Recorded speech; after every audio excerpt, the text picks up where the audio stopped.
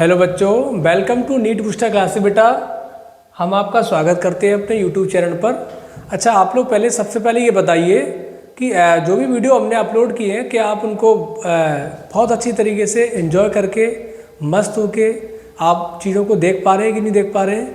तो हमने काफ़ी वीडियो आपको प्रोवाइड कराई है रिसेंटली, और जो क्वालिटी भी कुछ आपने देखा होगा, पहले से क्वालिटी भी थोड़ी इम्प्रूव हुई है। तो उन चीज़ों को, हालांकि पहले वॉइस थोड़ी क्लियर नहीं थी, वॉइस भी क्लियर हो जाएगी, सारी चीज़ें बहुत बेटर तरीके से मिल रही हैं। तो आज हम आपके लिए एक नया टॉपिक 12th के अकॉर्डिंग, क्योंकि 12th बोर्ड एग्ज़ाम है और इधर हम लोग नीट की बात करते हैं, तो नीट के लिए बहुत सबसे मैं बात कर रहा हूँ बेटा 12th में सबसे कोई बड़ा टॉपिक है, तो हम लोग ह्यूमन हेल्थ एंड डिसीज़ की बात करते हैं। उसमें हम ह्यूमन हेल्थ एंड डिसीज़ के लिए ये थंबनेल आप देख पा रहे हैं बेटा, सारी चीज़ें लिखी हैं, biology, human health and disease. तो इसके लिए बेटा हम इसको, हाँ, तो हमने बायोलॉजी लिखा हुआ है। बायोलॉजी आपका देखिएगा पॉइंट्स बेटा, यहाँ आपको दिख रहा होगा कि biology, human health and disease. तो ये टॉपिक जो हमने आपका स्टार्ट किया है, तो ये आपका लेक्चर फर्स्ट रहेगा और ये इंट्रोडक्टिव क्लास के पर्पज से रहेगा। बाकी कंटेंट इसमें वो आपको मिलेगा जो आप चाहते हैं, आप क्या कंटेंट चाहते हैं, क्या डिज़र्व करते हैं। तो मैं ये कह रहा हूँ चाहे भले ही वो आपका लेकिन स्पेशल फॉर नीट के लिए ये आपका लेक्चर आपको मिलेगा। और मैंने टीजीटी और पीजीटी के लिए हमने कुछ बॉटनी के लेक्चर कुछ अपलोड किए हैं, तो वो भी नीट वाले बच्चों के लिए बहुत ज़्यादा हेल्पफुल रहेंगे। तो इसको बेटा हम लोग आगे देखते हैं कि ह्यूमन हेल्थ एंड डिसीज़ में मेरे को क्या क्या कवर करना है। तो डिसीज़ और ह्यूमन और हेल्थ की जब बात आती है बेटा, तो बहुत ही इंटरेस्टेड पॉइंट्स यहाँ से निकल के आते हैं। जैसे कि सबसे पहले आपको नज़र आ रहा होगा, यहाँ हम लोग देख सकते हैं ह्यूमन हेल्थ एंड डिसीज़। तो सबसे पहले बेटा मैं एक आपको एक बहुत अच्छा सा एक पॉइंट बता दूं कि मेरे को इस वीडियो के दौरान आपको अननेसेसरी कोई बात नहीं करनी है। अगर आपको हो सकता है कि वीडियो में आपको अननेसेसरी बात करते हुए नज़र आए, आपको वही चीज़ें, वही क्वालिटी आपको पसंद आए, तो आप मेरे को डिसलाइक करिए, अच्छी बात है।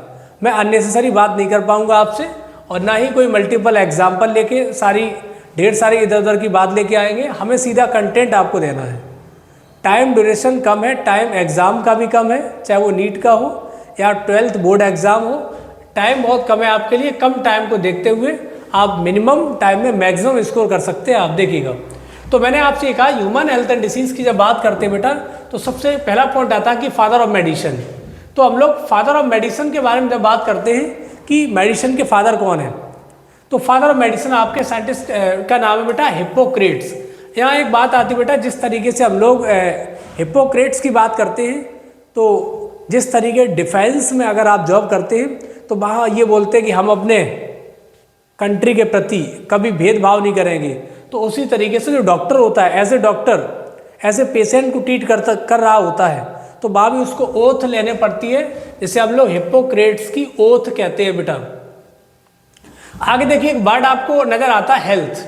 हेल्थ किसे कहते हैं, तो ठीक है, हम लोग हेल्थ वर्ड को आप समझिएगा कि हेल्थ जो वर्ड यूज़ करते हैं, तो ये हेल्थ क्या है, पॉइंट समझिएगा। सबसे पहले जो वर्ड यूज़ किया health, state of complete physical, mental and social wellbeing, लिखा है कि नॉट, एक पॉइंट देखिएगा बेटा,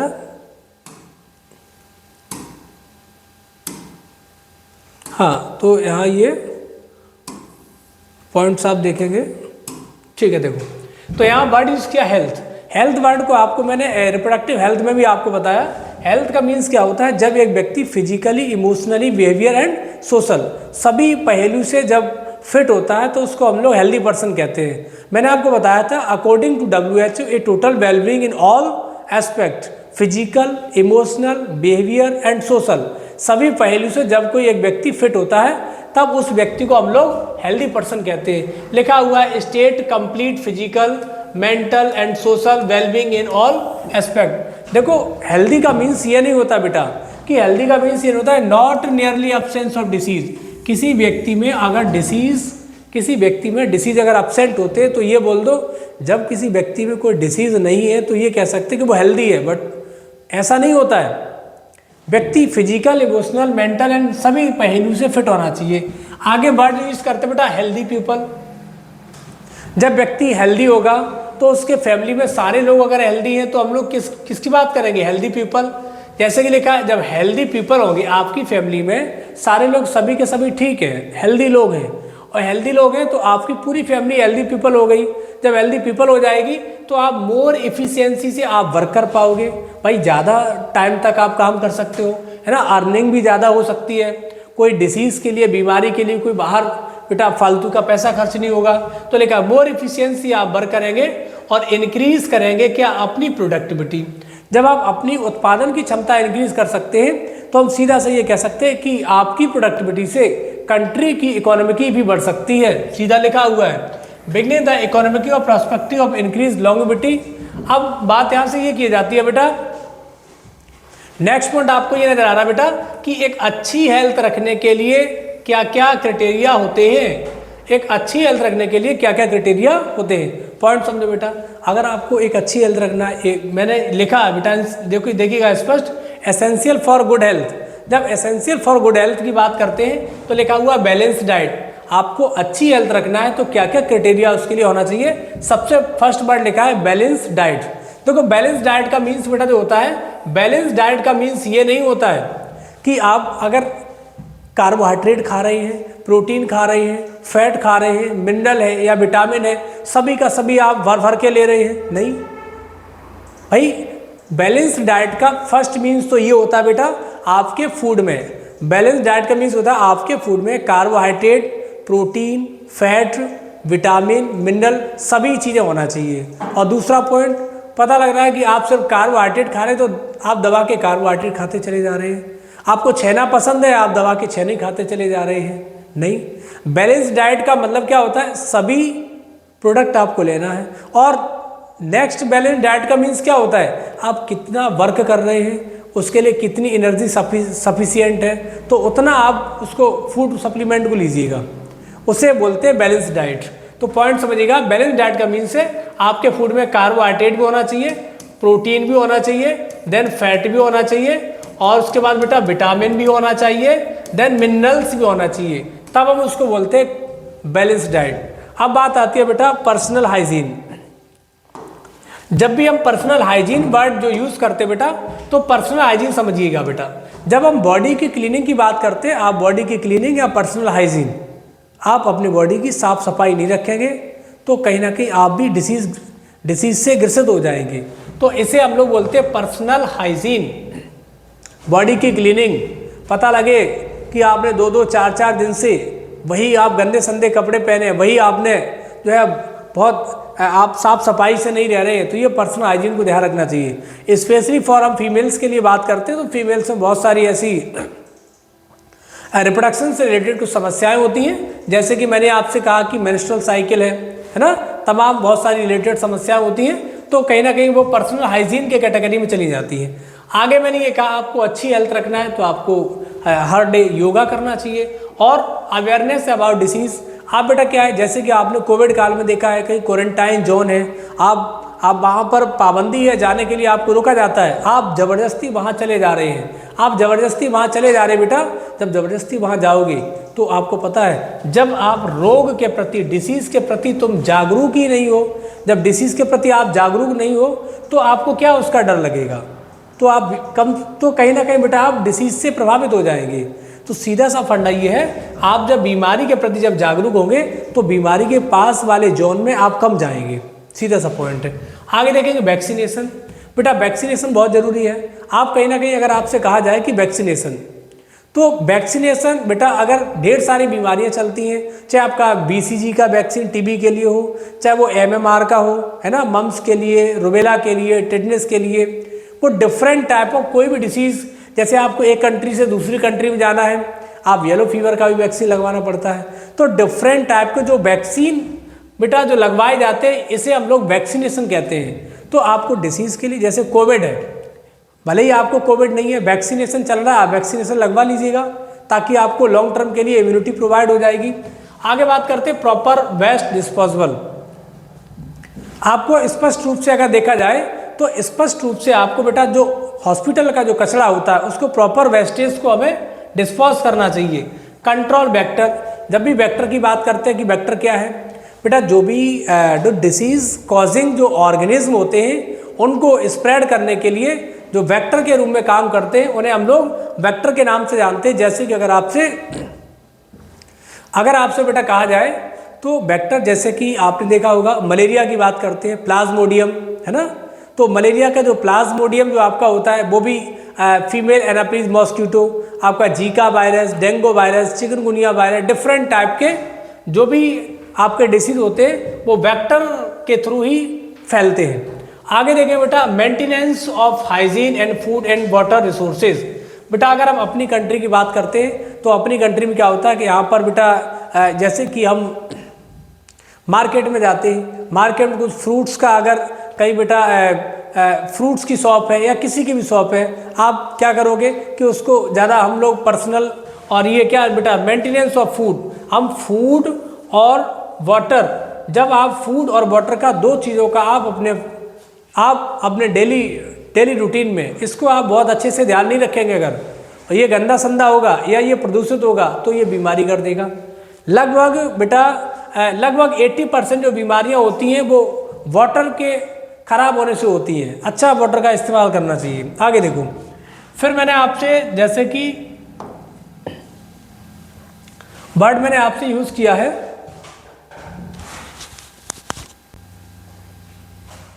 तो हाँ आगे मैंने जैसे आपसे वर्ड यूज किया बेटा डिसीज। तो डिसीज का मीन्स क्या होता है ये आपको देखना है। जैसे लिखा बेटा any deformity and physical and mental wellbeing, any deformity of physical and mental. बेटा डिसीज कौन समझ लिए, जब एक व्यक्ति मॉर्फोलॉजिकली एंड फिजियोलॉजिकली डैमेज होता है तो उसको डिसीज कहते हैं। आपने कहा सर मॉर्फोलॉजी क्या होता है? अगर आप किसी भी व्यक्ति को अगर कोई डिसीज से ग्रसित है उसको बाहर से उसकी मॉर्फोलॉजी से पता कर सकते हैं, मॉर्फोलॉजी से डैमेज है तो डिसीज है। और फिजियोलॉजिकली गड़बड़ा जाती है, फिजियोलॉजिकली जैसे सांस लेने में respiratory system, digestive system, circulatory system, कोई भी सिस्टम उसका जो नॉर्मल काम करता है नॉर्मल ना काम करके वो एबनॉर्मल काम करता है, वो कम काम करता है, वो ज्यादा काम करता है, तो बेटा उसी को हम लोग डिसीज बोलते हैं। इस पॉइंट को बहुत अच्छे से आपको समझना है। देखा बेटा any deformity in physical and mental wellbeing. और वर्ड आता है बेटा कि पैथोलॉजी क्या है, रोगों के अध्ययन को हम लोग पैथोलॉजी कहते हैं। लिखा स्टडी ऑफ डिसीज, इसे पैथोलॉजी कहा जाता है। यही वर्ड एक और बेटा यूज करते हैं जिसे हम लोग कहते हैं इटियोलॉजी। इटियोलॉजी में सारे वर्ड बता दे रहा हूं, इसे रोग विज्ञान के नाम से जानते हैं। आगे बेटा का पैथोजन क्या है, पैथोजन या पॉजिटिव एजेंट। जैसे आपका कोई भी डिसीज है बैक्टीरिया के द्वारा, वायरस के द्वारा, प्रोटोजोआ के द्वारा, किसी के द्वारा, पॉइंट समझो, जैसे कोई भी डिसीज होती है, कोई भी डिसीज वो जैसे मैंने आपसे कहा जैसे कि निमोनिया है तो निमोनिया का जो डिसीज है ये किस पॉजिटिव एजेंट किसके द्वारा जो होता है, जो डिसीज जिसके द्वारा होता है उसे उसका पॉजिटिव एजेंट या उसको पैथोजन कहते हैं। जैसे बेटा निमोनिया है तो उसका पॉजिटिव एजेंट डिप्लोकोकस निमोनी है, टिटनेस है तो क्लॉस्ट्रीडियम टिटेनी है, अगर मलेरिया की बात करते हैं तो उसका भी पॉजिटिव एजेंट है। सभी के पॉजिटिव अपने अपने पॉजिटिव एजेंट होते हैं। तो आगे मैंने कहा डिसीज कॉजिंग ऑर्गेनिज्म, जो डिसीज करता है उसको डिसीज कॉजिंग ऑर्गेनिज्म के नाम से जानते हैं। अब एक वर्ड आता है आईपी, आईपी बोलो या फिर इसको हम लोग बोलते हैं इनक्यूबेशन पीरियड। तो इनक्यूबेशन पीरियड क्या होता है, मैंने कहा जब भी पैथोजन आपकी बॉडी में एंटर करता है, पैथोजन आपकी बॉडी में एंटर करता है और जब तक फर्स्ट सिम्टम आपको दिखाई नहीं देता है उसके टाइम फ्रेम को, टाइम ड्यूरेशन को, बीच के समय को हम लोग इनक्यूबेशन पीरियड के नाम से जानते हैं।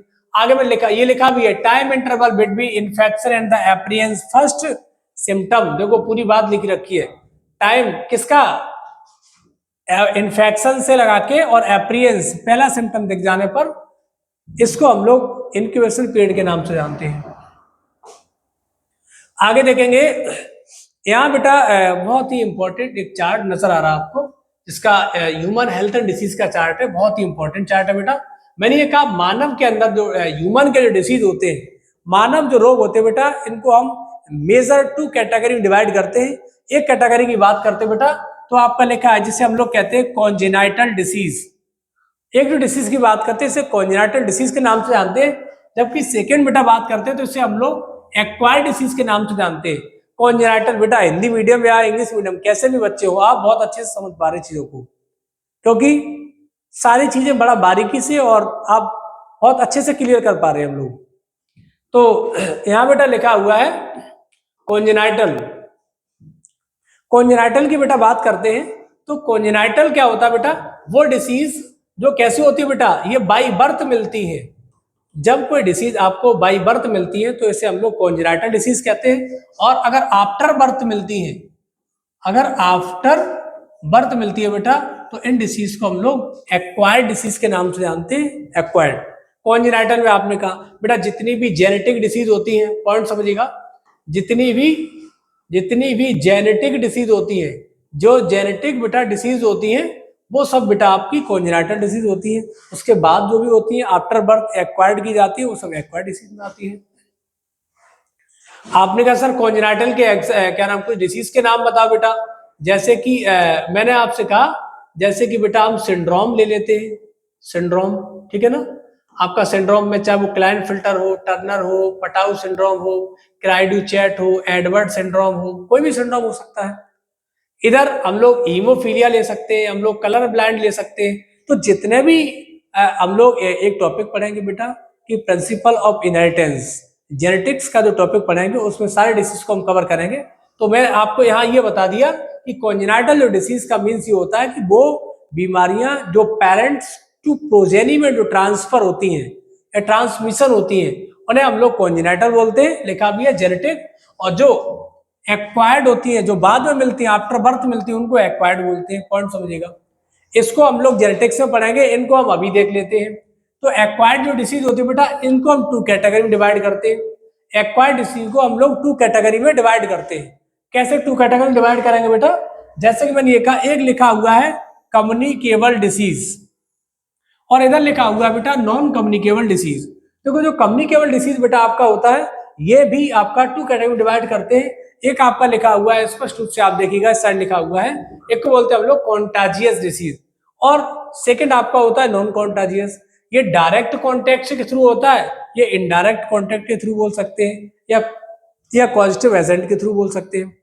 जब हम बात करते हैं बेटा नॉन कम्युनिकेबल, तो नॉन कम्युनिकेबल डिसीज क्या होते हैं, जो एक one partner to another partner में ट्रांसमिट नहीं होता है, कभी ट्रांसफर नहीं होते। जैसे कि मैंने ये कहा नॉन कम्युनिकेबल में बेटा इसके भी काफी टाइप्स है। एक डिफिशियंसी डिसीज, सेकंड बेटा लिखा है डिजनरेटिव डिसीज, थर्ड लिखा एलर्जिक डिसीज, देन बेटा कैंसर है, देन आपका मेंटल डिसीज है, या फिर एडिक्ट किसी चीज के लिए एडिक्ट हो जाना होता है। तो इन चीजों को आप समझेंगे बेटा। डिफिशियंसी का मतलब अगर आपके अंदर प्रोटीन, फैट या विटामिन या कार्बोहाइड्रेट आपके अंदर कमी है और उससे रिलेटेड कोई डिसीज हो रहा है तो सिर्फ आपको ही होगा। जबकि अगर ये कहेंगे कि आपके अंदर विटामिन डिफिशियंसी डिसीज हो सकता है, विटामिन की अगर कमी है और सिर्फ आपके अंदर है, तो विटामिन डिफिशियंसी डिसीज आपको होगा, आपके दूसरे मित्र को नहीं हो जाएगा। तो इसे हम लोग कहते हैं ये नॉन कम्युनिकेबल है, ये ट्रांसफर नहीं होता है। आगे बेटा यहां बात करते हैं डिजनरेटिव। डिजनरेटिव जैसे एक डिसीज है बेटा, मैं बता दूं आपको, ऑस्टियोपोरोसिस कहते हैं। ऑस्टियोपोरोसिस एक प्रकार का डिजनरेटिव डिसीज होता है। एलर्जिक डिसीज, एलर्जिक के लिए बेटा हम काफी डिसीज की बात करते हैं, जैसे अस्थमा है, ब्रोंकाइटिस है, ये भी एलर्जी के थ्रू कह सकते हैं। और भी आपका एलर्जी में आपका आगे दे रखा है बेटा, तो वो भी मैं आपको बताऊंगा। लेकिन आपसे मैं क्वेश्चन करूंगा बेटा, कुछ ऐसे आप पॉलन ग्रेन, उन प्लांट्स के पॉलन ग्रेन के नाम बताएंगे जो एलर्जी कॉज करते हैं। आप कमेंट बॉक्स में जवाब देंगे तो उसको हम लोग जो है देखेंगे उसको। आगे देखो बेटा, नेक्स्ट पॉइंट है कैंसर। अगर आपके किसी भी नियर या डियर बने, किसी को भी सपोज दैट कैंसर हो जाता है, तो आपको कैंसर नहीं हो सकता है। क्यों? कैंसर एक नॉन कम्युनिकेबल डिसीज है। डायबिटीज एक नॉन कम्युनिकेबल डिसीज है। तो वैसे देखिए मेंटल भी आपका नॉन कम्युनिकेबल। एडिक्ट, आप किसी चीज के लिए एडिक्ट हो चुके हो, तो एडिक्शन आप कहीं ना कहीं बेटा, एडिक्शन भी एक व्यक्ति से दूसरे व्यक्ति में ट्रांसफर नहीं होता है। तो इन चीजों को समझ लो। ये चार्ट बहुत ही इंपॉर्टेंट चार्ट है बेटा, और इस चार्ट के बारे में ही पूरा ह्यूमन हेल्थ एंड डिसीज सबसे इंपॉर्टेंट चार्ट यही है। ह्यूमन डिसीज बेटा, ह्यूमन जो डिसीज होते हैं ये टू कैटेगरी डिवाइड करते हैं। एक आपका नजर आ रहा है आपको कॉन्जेनाइटल, देन आपका एक्वायर्ड। जब कॉन्जेनाइटल की बात करते हैं बेटा, कॉन्जेनाइटल आपका जेनेटिक, एक्वायर्ड आपका ये बाई बर्थ होता है, ये आफ्टर बर्थ होता है। मैंने ये कहा बेटा एक्वायर्ड को भी टू कैटेगरी में, या तो नॉन, इधर देखिएगा, एक्वायर्ड को भी टू कैटेगरी, या तो नॉन कम्युनिकेबल या तो कम्युनिकेबल। नॉन कम्युनिकेबल को भी कॉन्टाजियस या नॉन कॉन्टाजियस, या इन्फेक्टियस या नॉन इन्फेक्टियस, ऐसे भी बात कर सकते हैं। तो ऐसे बोलते हैं नॉन इन्फेक्टियस, ये आपका इन्फेक्टियस, ये भी infectious, contagious and non contagious. तो इस तरीके से इन चीजों को हम लोग आगे देखते हैं बेटा। तो आगे हम लोगों ने कहा बेटा कि हेल्थ अफेक्ट, आपकी हेल्थ या हमारी हेल्थ, किसी की भी हेल्थ है ना, A to Z किसी की भी हो सकती है, तो किसके प्रभावित होती है? कोई जेनेटिक आनुवांशिक बीमारी के कारण प्रभावित हो सकती है, या बॉडी में कोई इन्फेक्शन हो गया है, या आपकी लाइफ स्टाइल में गड़बड़ी हो गई है। आपका लाइफ स्टाइल, जैसे कि आप डेली योगा करें, है ना, तो बहुत सारे लाइफ स्टाइल, आपका फूड, आपका वाटर, तो तमाम जो भी लाइफ स्टाइल, जो भी आप एक्टिविटी करते हैं 24 आवर्स में, वो सारा आपका लाइफ स्टाइल होता है। और लाइफ स्टाइल में आपने चेंजमेंट किया तो भी कहीं ना कहीं डिसीज हो सकता है। पॉइंट समझेंगे बेटा, कम्युनिकेबल डिसीज। जब कम्युनिकेबल डिसीज की बात करते हैं तो क्या लिखा हुआ है?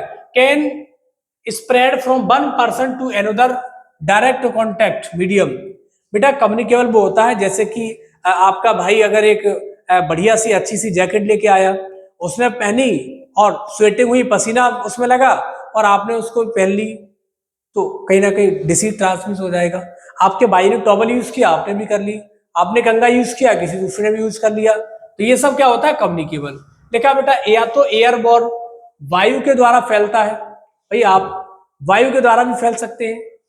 Second, water and food, food के द्वारा भी फैल सकता है। फॉर्माइट बॉम्ब, जो मैंने बात कर रहा था, ऑब्जेक्ट, चाहे वो आपका उसमें टॉवल हो या आपका कंघा हो, कुछ भी जो भी ऑब्जेक्ट होते हैं। वेक्टर बॉर्न, बेटा वेक्टर के लिए आपको बताया, जैसे कि मलेरिया मैंने बोला था, तो मलेरिया के लिए वेक्टर के लिए गैम्बूशिया फिश को जापान से लाई गई थी, है ना, और भी एक दो है इस तरीके के एग्जाम्पल आपको बताएंगे कि वेक्टर के थ्रू कैसे डिसीज फैलता है। डायरेक्ट कॉन्टैक्ट की बात करते हैं तो कॉन्टाजियस डिसीज, बेटा पॉइंट समझिएगा, आपसे पूछा जाता है कि उन डिसीज के बारे में बताइए जो डायरेक्ट कॉन्टैक्ट के थ्रू होती है। तो ओनली दो मात्र ऐसे डिसीज आपके बोर्ड बेटा सामने विजिबल है, एक आपका एसटीडी है और एक आपका लेप्रेसी है। एसटीडी भी आपका ऐसा डिसीज होता है जो डायरेक्ट कॉन्टैक्ट, बॉडी फ्लूइड के कॉन्टैक्ट में डायरेक्ट होता है, और आपका जो लेप्रेसी भी है, लेप्रेसी भी बॉडी का जो फ्लूइड्स होता है, स्किन के जो रेसेस, जो बेटा जब वो रेसिस रप्चर होते हैं, उनका जो फ्लूइड होता है उसके थ्रू भी डायरेक्ट ये कॉन्टैक्ट में डिसीज आपका कम्युनिकेबल में आ जाता है। आगे बेटा हम लोग बात करेंगे, लिखा हुआ एलर्जी, आपको एलर्जी होता है तो एलर्जिक डिसीज कौन कौन से? अस्थमा, जैसे कि हे फीवर, ये एलर्जिक डिसऑर्डर है। ऑटो इम्यून डिसऑर्डर की बात करते बेटा, तो यहाँ पर एक डिसीज का नाम लिखा मैस्थीनिया ग्रेविस। जब बेटा आपको जूलॉजी में, ह्यूमन फिजियोलॉजी में आपका टॉपिक लोकोमोशन मूवमेंट पढ़ाएंगे तो मैं आपको बताऊंगा, बड़ा पॉइंट तो समझो बेटा, मैस्थीनिया ग्रेविस होता है, ये इसको हम लोग अमिताभ डिसीज के नाम से भी जानते हैं, है ना। आगे लिखा है अर्थराइटिस, कौन सा अर्थराइटिस? रूमेटॉइड अर्थराइटिस, पॉइंट समझिएगा। तो रूमेटॉइड अर्थराइटिस भी होता है, और ये ऑटोइम्यून डिसऑर्डर बेटा काफी होते हैं, जिन्हें हम लोग SCID के नाम से भी जानते हैं कि SCID भी डिसीज है। अब बात आती है एडिक्शन एंड ड्रग्स, आप बेटा ड्रग्स का इस्तेमाल करेंगे, ड्रग्स एब्यूज, आप स्मोकिंग एंड एल्कोहल, ये ड्रग्स तमाम चीजें इस्तेमाल करेंगे अगर, तब भी कहीं ना कहीं समस्या। बेटा कैंसर की बात करते हैं, कैंसर भी आपको मैं इसी टॉपिक में पढ़ाऊंगा कि कैंसर आपका क्या होता है, ठीक है ना। कैंसर में मैं आपको बता दूं बेटा, कैंसर आपका लगभग किस प्रकार का टिश्यू इन्वॉल्व है, उसी टाइप्स का कैंसर होता है। जैसे कार्सिनोमा की बात करते हैं, वो भी कैंसर है ना। सार्कोमा की बात करेंगे, ल्यूकीमिया की बात करेंगे, तो डिफरेंट टाइप ऑफ कैंसर के बारे में हम लोग देखते हैं। डिफिशियंसी डिसऑर्डर के बारे में बात करेंगे बेटा, पॉइंट समझो। मैंने आपको ये वाला डिसीज बेटा 11th NCERT मैंने आपको डाइजेशन पढ़ाया, तो उसमें मैंने आपको बताया कि P से प्रोटीन, E से एनर्जी, M से माल न्यूट्रिशन। प्रोटीन, एनर्जी, माल न्यूट्रिशन के थ्रू जो डिसीज होता है बेटा, वो दो डिसीज मैंने आपको बताए थे। एक बेटा मैंने बोला था क्वासरकोर, एक क्वासरकोर बोला था, और एक मैंने आपको बताया था मिरासमस। तो क्वासरकोर और मिरासमस दो बच्चों में होने वाली बीमारी भी ये प्रोटीन, एनर्जी, माल न्यूट्रिशन के द्वारा बताई जाती हैं। और आप समझ लीजिएगा PV नरसिम्हा राव के टाइम ड्यूरेशन में, उसी टाइम पर मिड डे मील की योजना चालू की गई थी, ताकि कुछ गरीब बच्चे या ताकि कुछ ऐसे बच्चे जिनके घर पे खाने के लिए प्रबंध नहीं हो पाता है, और कहीं ना कहीं फूड सप्लीमेंट के लिए और उनको भरपूर मात्रा में प्रोटीन एंड तमाम प्रकार के मिनरल्स सभी उनको प्रोवाइड किए जाते हैं। तो विटामिन डिफिशियंसी भी डिसीज आपके इसमें आ जाते हैं। डीजनरेटिव डिसीज, ऑस्टियो आर्थराइटिस बताया था मैंने, मेंटल डिसीज भी इसमें आते हैं। तो इसी तरीके से बेटा आगे आप लोग देखेंगे, देखा many disease are caused by micro organism. Point समझो, बहुत ही इंपॉर्टेंट और अच्छी हेडिंग लिखी हुई है बेटा, जिसे हम लोग जर्म थ्योरी ऑफ डिसीज के नाम से जानते हैं। Germ theory of disease. Point समझो बेटा, पहले के जमाने में ये कहा जाता है कि कोई भी बीमारी का मीन्स ये होता है कि उसके पूर्वज या पूर्व जमाने के कोई उसके पाप होते हैं। किसी ने गुरु से कपट कर लिया है, किसी ने मित्र से कपट किया है, किसी ने भाई की प्रॉपर्टी को लूट लिया है, या माता पिता का उसने अपमान किया है, तो उसको बीमारी से जोड़ देते थे। कभी तो लोग, बहुत सारे लोग तो ये कहते थे कि स्मॉल पॉक्स निकल आई तो उससे बड़ी वाली शीतला मैया रूठ गई। ऐसा नहीं होता है।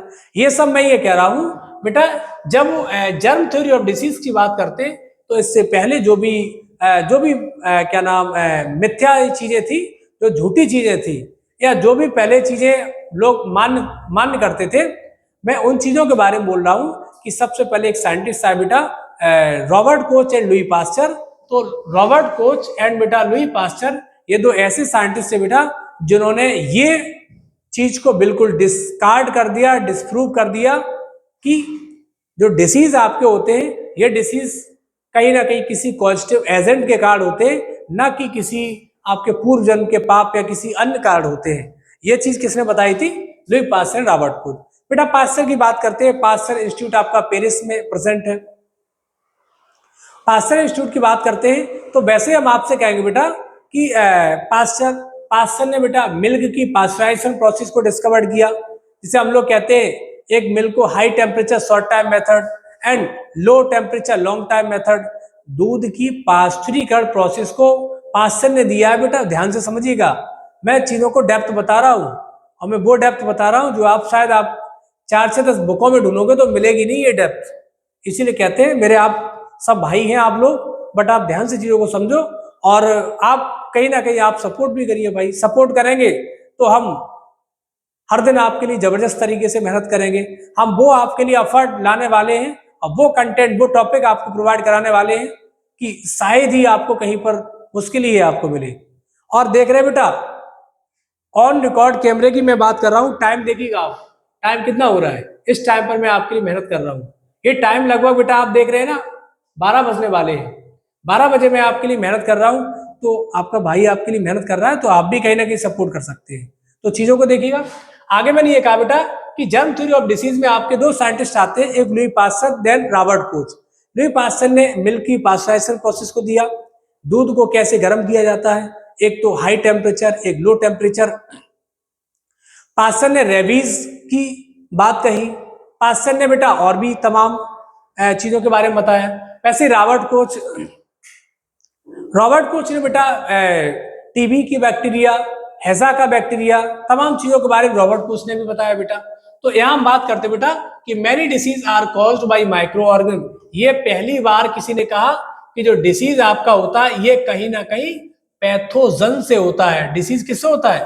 पैथोजन या किसी पॉजिटिव एजेंट के कारण होता है।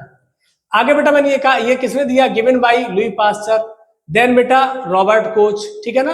अब ये वर्ड जो लिखा है कोच पास्चुलेट, बहुत ही इंपॉर्टेंट वर्ड है, आप पॉइंट को समझिए। कोच पास्चुलेट क्या है बेटा? देखो, कोच ने एक पास्चुलेट दिया। कोच ने ये कहा कि कोच पास्चुलेट में क्या क्या स्टेटमेंट रखे रहना चाहिए। तो लिखा है, देखो, establish positive relationship between microbes and pathogen and disease.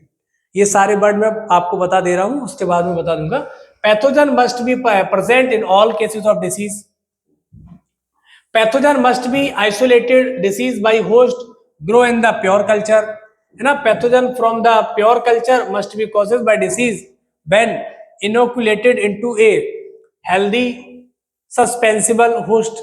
Pathogen must be isolated and क्या लिखा बेटा? Recoverable from the experimentally infected host and so be the as originally inoculated pathogens। Point समझिएगा, बहुत ही इंपॉर्टेंट वर्ड है। ये कहा, देखो, first time जो रॉबर्ट कोच थे, इन्होंने अपना एक सिद्धांत ही दिया, जैसे कोच पास्टुलेट कहा, इन्होंने अपने सिद्धांत में ये कहा था कि यदि, सबसे पहले बताया था कि यदि कोई डिसीज, इन्होंने ये कैसे प्रूव किया कि डिसीज जो होता है वो किसी पॉजिटिव एजेंट के द्वारा ही होता है। जैसे लोगों ने कहा कि आपने कैसे कह दिया कि टीबी का बैक्टीरिया माइक्रोबैक्टीरिया ट्यूबरकुलोसिस से ही होता है, तो उन्होंने कहा कि आप देखिएगा, सबसे पहले जिस व्यक्ति को, यदि अगर किसी व्यक्ति को कोई बीमारी उस पर अटैक कर रही है बेटा, तो उस बीमारी का जो पॉजिटिव एजेंट है उसके ब्लड में मिलना चाहिए, पहला पॉइंट। उससे उसको आइसोलेट करें तो मिल जाए, फिर उसको ले जाके लेबोरेटरी में उसका कल्चर किया जाए तो उसकी कॉपी बन जाए। कॉपी बनने के बाद फिर एक हेल्दी पुरुष में उसको इंट्रोड्यूस करना चाहिए, और हेल्दी वाला भी अनहेल्दी होना चाहिए, फिर उसके ब्लड से दोबारा से निकाले तो फिर वो मिल जाना चाहिए। पॉइंट समझिएगा, ऐसे ही कोच पास्टुलेट कहते हैं, बिल्कुल सिंपल है। कोच पास्टुलेट का मीन्स ये है, जब कोई व्यक्ति किसी डिसीज से अगर वो ग्रसित है, तो जिस डिसीज से ग्रसित है उसका पॉजिटिव एजेंट उसके ब्लड में मिलना चाहिए, और पॉजिटिव एजेंट निकालो और लेबोरेटरी में उसका कल्चर होना चाहिए, और जो कल्चर होगा कॉपी बनेगा, उस कल्चर को हम दोबारा से किसी हेल्दी में उसको इंट्रोड्यूस करेंगे, और हेल्दी में इंट्रोड्यूस करेंगे, फिर वो अनहेल्दी होना चाहिए, और उसके बेटा सैंपल लिया जाए तो उसके सैंपल में दोबारा से वही पॉजिटिव एजेंट निकलना चाहिए, और इसे बेटा हम लोग बोलते हैं कोच पास्टुलेट वर्ड यूज करते हैं। यही सारी लाइनें लिखी है, आप इसको आराम से पढ़ सकते हैं और सिंपल वे में।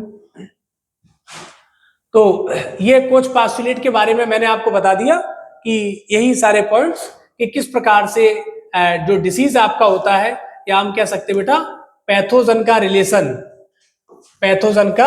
रिलेशन कैसे बताया इन्होंने, ये पॉइंट आप समझ लीजिएगा। पैथोजन और बीमारी का किस प्रकार से इन्होंने रिलेशन से बताया, उसे ही हम लोगों ने कोच पास्टुलेट वर्ड यूज किया, इन्होंने कैसे प्रूव किया। आगे बेटा हम लोग देखते हैं, देखा exception to coach postulate.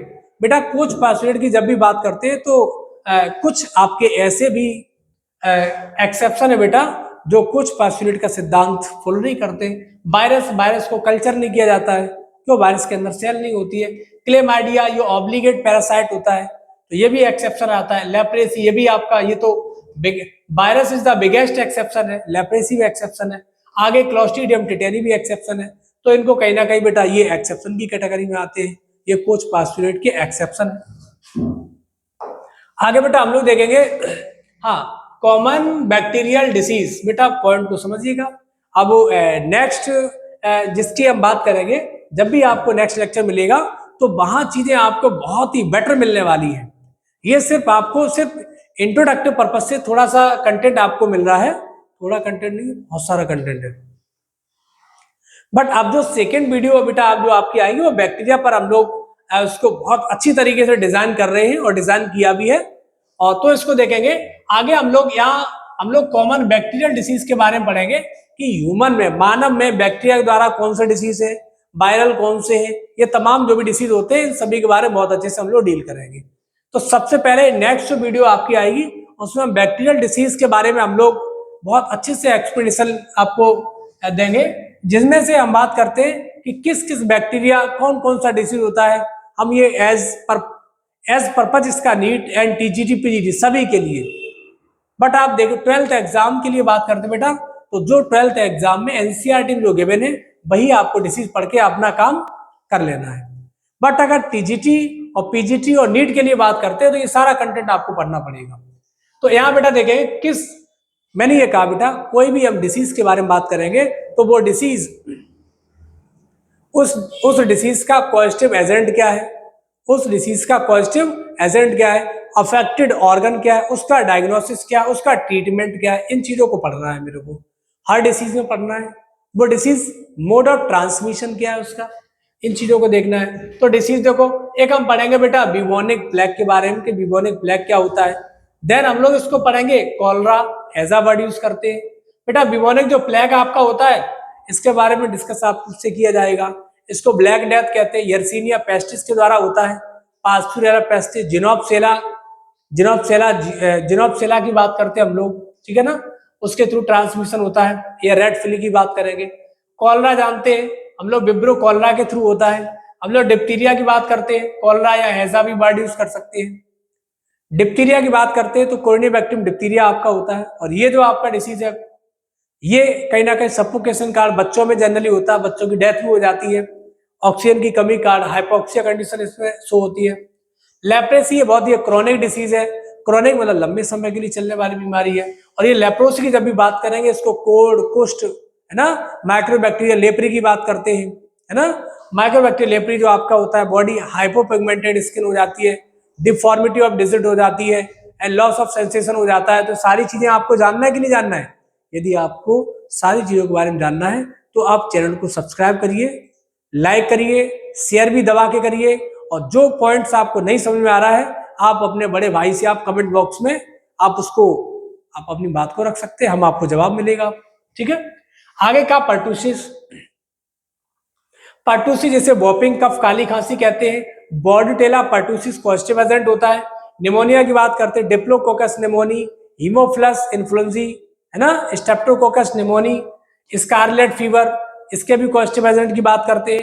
Tetanus, clostridium tetani है ना।